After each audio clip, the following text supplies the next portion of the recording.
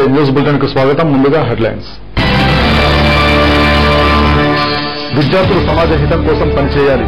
ఉపరాష్ట్రపతి వెంకయ్య నాయుడు పిలుపు. వరంగల్ నీట్ వజ్రోత్సవ వేడుకలు ప్రారంభం. నీరు ప్రగతిపై ఏపీ సీఎం చంద్రబాబు సమీక్ష. కౌలు రైతులకు పంట రుణాలు అందించాలని అధికారులకు ఆదేశం.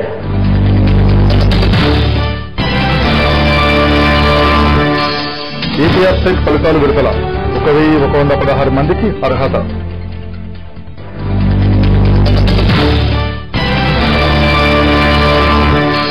టీఆర్ఎస్ కు ప్రజలే బుద్ధి చెబుతారన్న బీజేపీ లక్ష్మణ్. గ్రూప్ 4 పరీక్షల్లో అవకతవకలు జరిగాయని ఆరోపణ.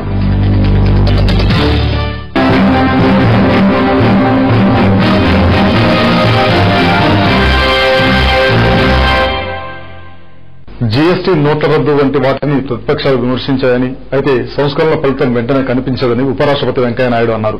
సంస్కరణల ఫలితాలు భవిష్యత్తులో అద్భుతంగా ఉంటాయని పేర్కొన్నారు. వరంగల్ నీట్ వజ్రోత్సవ వేడుకల్లో ఉపరాష్ట్రపతి వెంకయ్య పాల్గొని వేడుకలను ప్రారంభించారు. ఈ సందర్భంగా ఆయన మాట్లాడుతూ విద్యార్థులు కొత్త ఆలోచనలతో సమాజహితమైన పరిశోధనలు చేపట్టాలని సూచించారు. ఈ మధ్యకాలంలో యూనివర్సిటీలలో కొన్ని సంఘటనలు బాధాకరమన్నారు. బీఫ్ ఫెస్టివల్ ను బలవంతంగా ఇతరులపై రుద్దకూడదన్నారు. మాతృభాష కళ్ళు అయితే అన్య భాషలు కళ్లద్దాల వంటివని ఉపరాష్ట్రపతి వ్యాఖ్యానించారు. Respect others, tolerate others. Some people are saying, sorry, intolerance. I told them there is intolerance on different sides.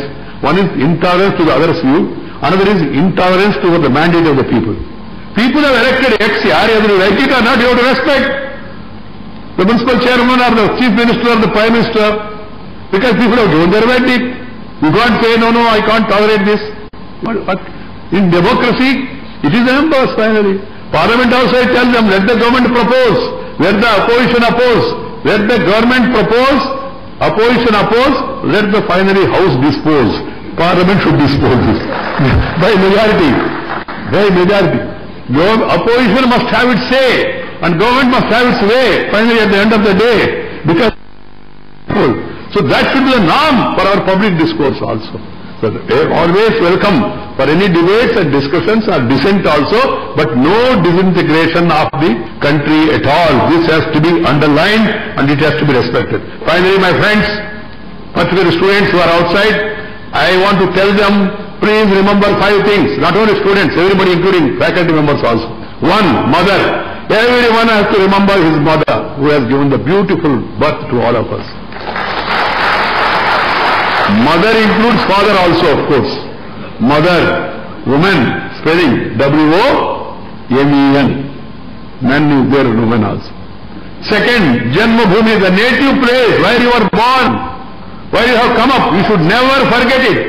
Like the alumni who are doing something back to their college and institute, that you should remember your Janma Bhumi. Third, the mother tongue, the language that has come from mother's womb, you should never forget it. At home, you speak in your mother tongue.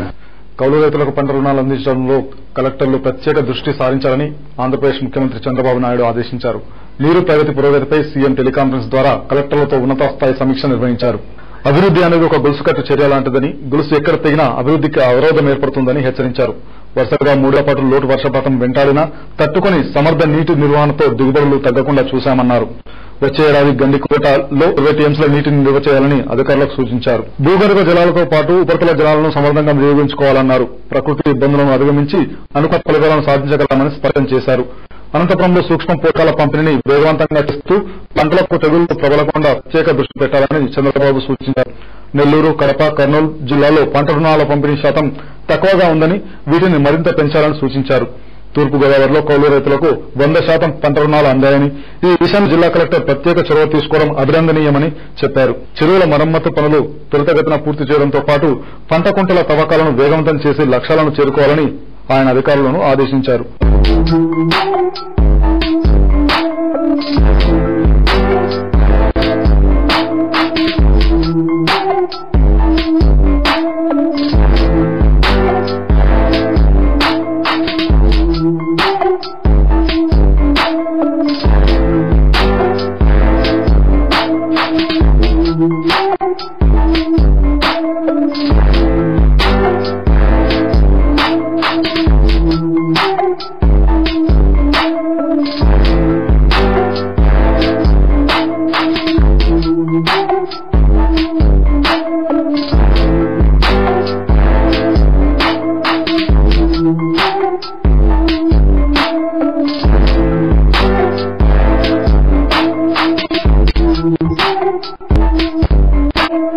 APRCET 2018 పరీక్ష ఫలితాలు విడుదలయ్యాయి. విశాఖపట్నంలో మంత్రి గంటా శ్రీనివాసరావు ఈ ఫలితాలను విడుదల చేశారు. 14 యూనివర్సిటీల్లో PhD, MPhil, part time and full time సీట్ల భర్తీ కోసం ఏపీఆర్సెట్ 2018 నిర్వహించామని మంత్రి తెలిపారు. పరీక్షకు 24,082 మంది దరఖాస్తు చేయగా 20,458 మంది ఉత్తీర్ణత సాధించగా వీరిలో 1,116 మంది అర్హత సాధించారని మంత్రి గంటా శ్రీనివాసరావు పేర్కొన్నారు.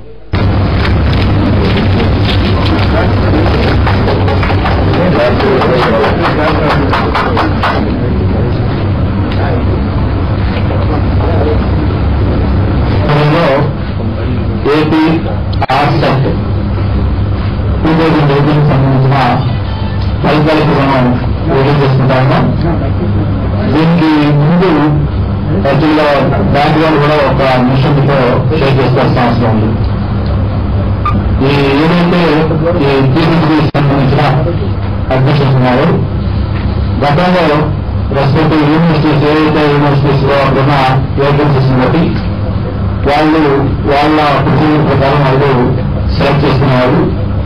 అయితే గతంలో ఒకసారి మనకి 12 యూనివర్సిటీ ఈ టీవీకి సంబంధించి పెద్ద కాంట్రవర్షియల్ కావడం, అక్కడ 100 కిలోమీటర్స్ అవసరం కాకుండా ప్రొసీజర్ ఫాలో కాకుండా వాళ్ళు చాలా ఈ అవకాశం పాల్పడి అక్కడ అడ్మిషన్ చేసుకోవడం, అది చాలా పెద్ద వారు అయిన తర్వాత వాటిని రద్దుగా చేయడం జరిగింది. దాని నేపథ్యంలో మొన్న లాస్ట్ ఇయర్ హైయర్ ఎడ్యుకేషన్ కౌన్సిల్లో అందరూ వైస్ ఛాన్సలర్స్ తో సమావేశమైనప్పుడు ఒక డిసిషన్ కామన్ గా మనం తీసుకున్నాం. ప్రజాదైతే ఎంసెట్ ఇతర సెక్షన్ కూడా ఒక్కొక్క యూనివర్సిటీ ఒక్కొక్క సెట్ కండక్ట్ చేస్తా ఉందో ఈ పీడీపీ సంబంధించి కూడా ఒక కామన్ ఇంటర్స్టేజ్ ద్వారా మొత్తం సెలెక్ట్ చేస్తే బాగుంటుంది చెప్పని ఆ రోజు అందరూ vice chancellors, education council members, education department experts అందరూ కూడా చట్టంతో ఆ రోజు ఆ డిసిషన్ తీసుకున్నాం. మెట్రో టీవీ 9వ వార్షికోత్సవ ప్రత్యేక సంచికను గుంటూరు జిల్లా కలెక్టర్ కోన శశిధర్, జాయింట్ కలెక్టర్ ఇంతియాజులు ఆవిష్కరించారు. అనంతరం మెట్రో టీవీ యాజమాన్యానికి, సిబ్బందికి శుభాకాంక్షలు తెలిపారు. ఈ కార్యక్రమంలో మెట్రో టీవీ గుంటూరు జిల్లా స్టాఫ్ రిపోర్టర్ రమేష్ పాల్గొన్నారు.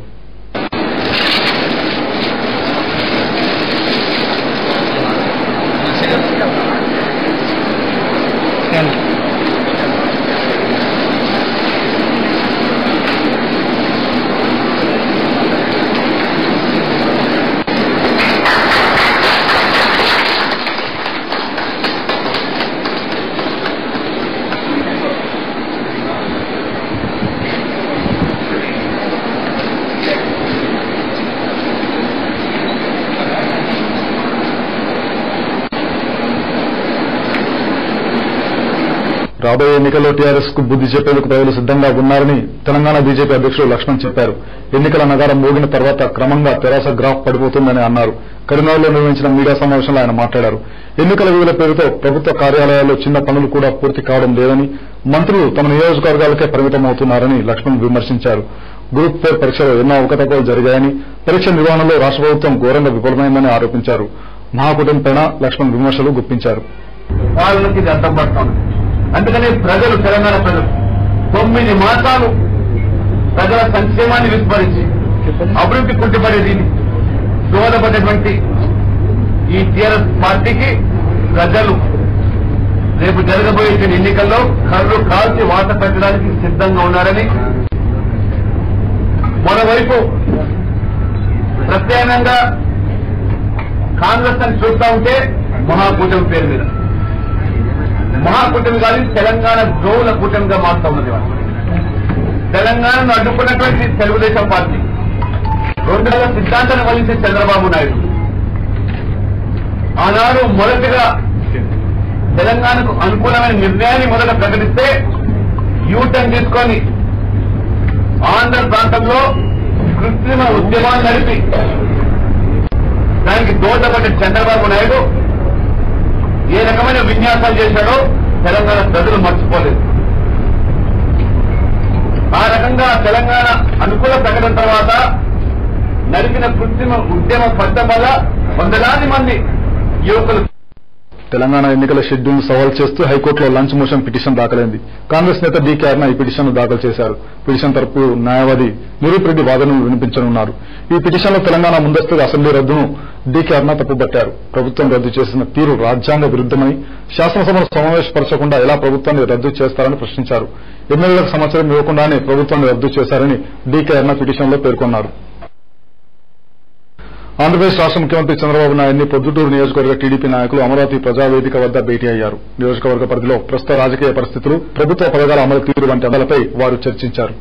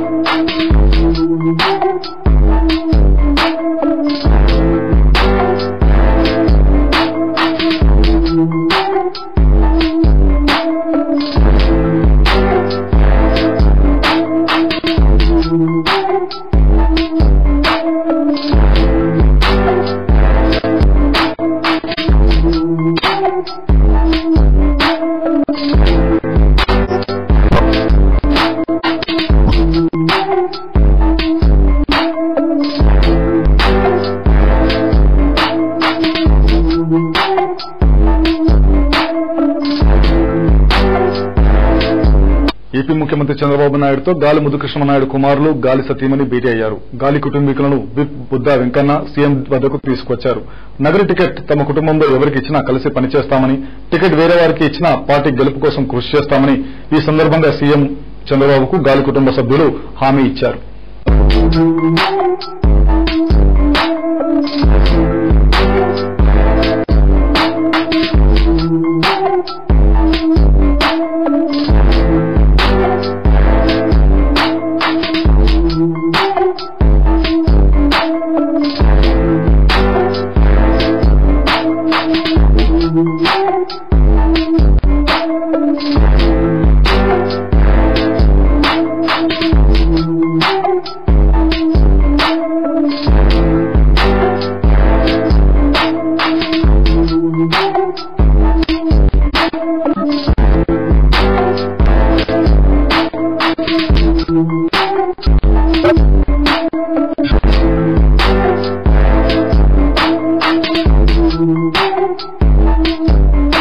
ఎలక్షన్ కోడ్ అమల్లోకి వచ్చిన కారణంగా పేపర్లు, టీవీలు ప్రకటనలపై ఎలక్షన్ కమిషన్ ఆఫ్ ఇండియా అభ్యర్థుల ప్రకటనలపై పరిమితులు విధించిందని ఖమ్మం జిల్లా కలెక్టర్ ఆర్వి కర్ణన్ తెలిపారు.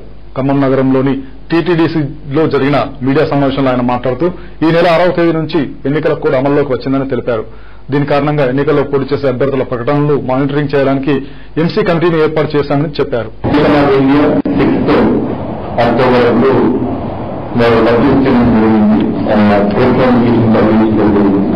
దాని ప్రకారం ఎంటర్ తెలంగాణకు ముందు లాస్ట్ 5 వీక్ ఆఫ్ సమయంలో ఉంది. ఇది ముందు గవర్నమెంట్ కోసం 5 వీక్ ఆఫ్ ది అమలు ఉంది. Now all the Indian model conduct is in the 6th October onwards. దానిలో notification date for nomination notification date will be 12th November and last date of filing nomination is 19th November and date of putting in the nomination 20/11/2018 and last date of withdrawal of candidate 22/11/2018 and date of polling 7 December 2018. Friday, date of counting is 11 December 2018 Tuesday. So days before the election can be completed to be 13th November 2018. It is our election process. Model code of conduct comes into effect immediately on 6th. అమరుల బలిదానంతో సాధించుకున్న తెలంగాణ ఒక కుటుంబం చేతిలో బందీగా మారిందని ఉమ్మడి ఆంధ్రప్రదేశ్ మాజీ ఉప ముఖ్యమంత్రి దామోదర్ రాజనరసింహ విమర్శించారు. సంగారెడ్డి జిల్లా పటాన్చెరులో జర్నలిస్టుల దీక్ష శిబిరంలో ఆయన పాల్గొన్నారు. ప్రభుత్వ సంక్షేమ ఫలాలు నిరుపేదలకు అందినప్పుడే తెలంగాణ సాధనకు సార్థకత కలుగుతుందన్నారు. ప్రభుత్వం జర్నలిస్టులకు అనేక హామీలను ఇచ్చి వాటిని అమలు చేయకుండా మోసగించిందని పేర్కొన్నారు. జర్నలిస్టులకు ఇళ్ల స్థలాలు కేటాయించడంతో పాటు బ్యాంకుల జర్నలిస్టుల సంక్షేమ సంఘం పేరిట కార్పస్ ఫండ్ను ఏర్పాటు చేసేందుకు కాంగ్రెస్ ప్రభుత్వం యోచిస్తోందన్నారు. జర్నలిస్టులకు సంబంధించి ఎటువంటి అంశాలను మేనిఫెస్టో చేర్చబోతున్నామో త్వరలో వెల్లడిస్తామని తెలిపారు. ఏదైతే జర్నలిస్టులు కోరుకుంటున్నారో జర్నలిస్టు యొక్క ఏదైతే డిమాండ్లు అత్యంత ప్రాధాన్యత ఇస్తామని మేము మహాత్మా గారి తరఫు నుంచి మరి ముఖ్యంగా ఎన్నికల నాయకుల తోలంతో పెట్టాలని మేము కోరుతున్నాం. ఎందుకంటే మరి విద్యమాన నచ్చ ఎట్లుంటే కేసీఆర్ కూడా సేల్స్ చేయమన్నాయి మాటలలో విద్యలో మరి పైన కూడా వ్యక్తులు అన్నీ కూడా మన ఈరోజు జర్నలిస్ట్ మోసం వేసి ఉంది. వాహనాన్ని ఓపిక నటించి ఇచ్చిన మాట తప్పి పైసలు బదలాం చేయడం, ఇది చేస్తున్నాం అది చేస్తున్నాం చెప్పడము,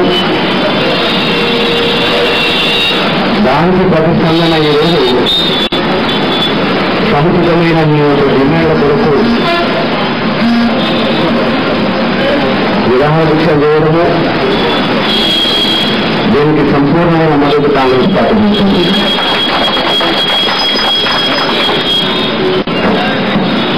తెలంగాణ రాష్ట్రంలో పాత్రికేయులు చాలా సంతోషించారు. ప్రతి ఒక్క పోరాటాన్ని, ప్రతి ఒక్క నిరసనని, ప్రతి ఒక్క దీక్షని తెలంగాణ సమాజానికి అందించింది లేదు. మీకు ఇచ్చిన మాట నిలబెట్టుకున్నది ప్రభుత్వం. సహజంగా కేసీఆర్ గుణమే అది. మాట ఇచ్చే బాధ్యత తనది, నిలబెట్టుకునే బాధ్యత తనది. కానీ కాంగ్రెస్ పార్టీ తన ఎన్నికల మేనిఫెస్టోలో అన్ని రంగాల ప్రజలు, తెలంగాణ సమాజంలో ఆకుపడి ముందు నష్టమైన ప్రజలు, మహిళలే కానీ, రైతులే కానీ, రైతు కూలీలే కానీ, నిరుద్యోగులే కానీ, యువతలే కానీ, విద్యార్థులే కానీ, గ్లినికల్స్ గ్లోబల్ హాస్పిటల్స్ కు అమెరికాకు చెందిన ప్రఖ్యాత సర్జికల్ కార్పొరేషన్ ద్వారా 2 ప్రతిష్టాత్మక గుర్తింపులు లభించాయి. వరిబీజం, మెటబాలిక్, బెరియాట్రిక్ శస్త్రచికిత్సలో సెంటర్ ఆఫ్ ఎక్సలెన్స్ గుర్తింపు లభించింది. ఈ సందర్భంగా ఏర్పాటు చేసిన మీడియా సమావేశంలో Gleneagles global hospitals chairman doctor K Ravindranath మాట్లాడుతూ తమ హాస్పిటల్ ఇటువంటి గుర్తింపు రావడం విశిష్ట గౌరవంగా భావిస్తున్నామని తెలిపారు. 2 తెలుగు రాష్ట్రాల్లో ఇటువంటి గుర్తింపు పొందిన ఆసుపత్రి ఇది ఒక్కటేనని చెప్పారు. దక్షిణ భారతదేశంలో ఈ ప్రత్యేక గుర్తింపు సాధించిన 2వ హాస్పిటల్ గ్లినికల్స్ గ్లోబల్ అని పేర్కొన్నారు.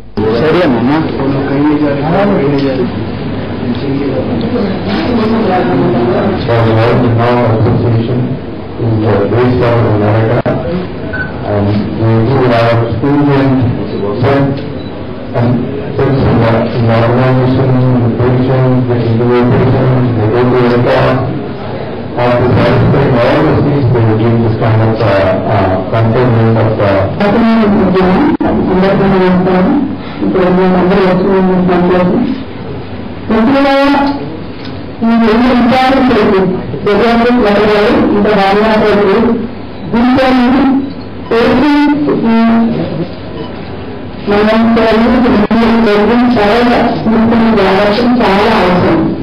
కోవిడ్ అనేది అందరూ చేశారు. వాళ్ళు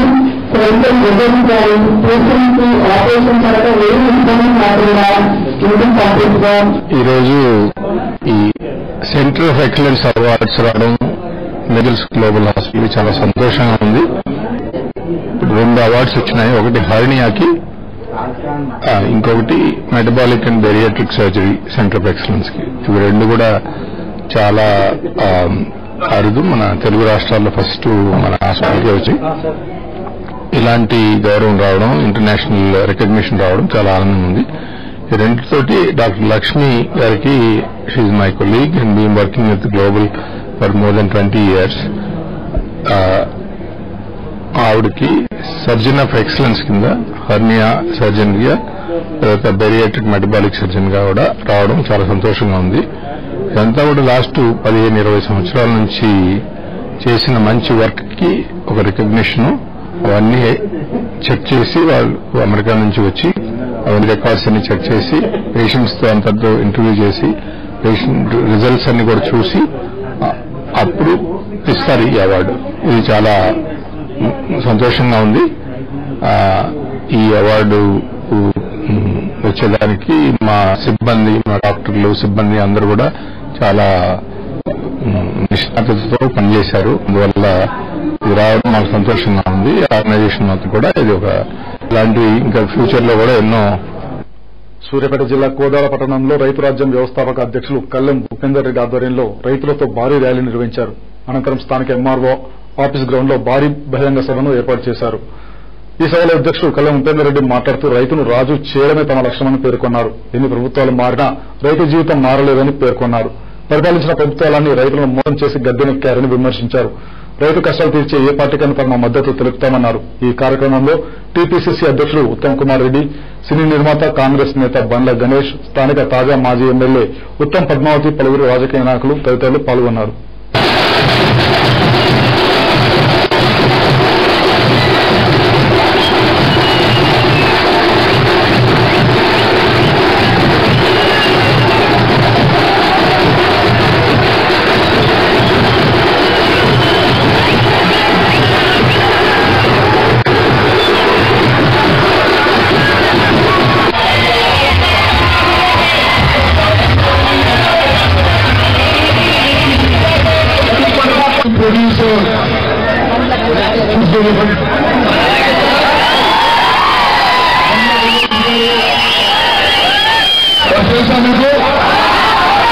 పవన్ కళ్యాణ్ సినిమా మాజీ కేంద్ర మంత్రివర్యులు ప్రధాన్ నాయక్ గారు, ప్రియ మిత్రులు నాగిరెడ్డి గారు, ప్రియ మిత్రులు నాగిరెడ్డి గారు, రైతు రాజ్య వ్యవస్థాపకుడు ఉపేందర్ రెడ్డి గారు, దేనికి ముందున్న పెద్దలు మిత్రులందరికీ, శాసనసభ్యులు పద్మావతి రెడ్డి గారు. రైతు జెండా ఏ పార్టీ మోసింది? ఏ పార్టీ నాయకుడు రైతు జెండా? ఈ రోజు నేను చెప్తున్నాను, రైతు రాజ్యం ఇది రైతుల కోసమే పనిచేసే సంస్థ. ప్రతి రైతులు గుండెల్లో బట్టి చూసుకునే రైతు సంస్థ. ఒక 30 ఏళ్ల యువకుడు, పేరు ఉండలేని యువకుడు రోడ్ల బడి కూడా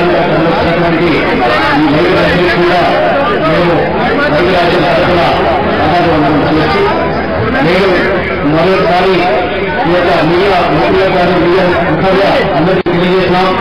మాకు జెండా లేదు, పార్టీ లేదు, మతం లేదు, కులం లేదు. రైతులలోనే మా కులం, రైతు పార్టీ మా పార్టీ, రైతు యొక్క.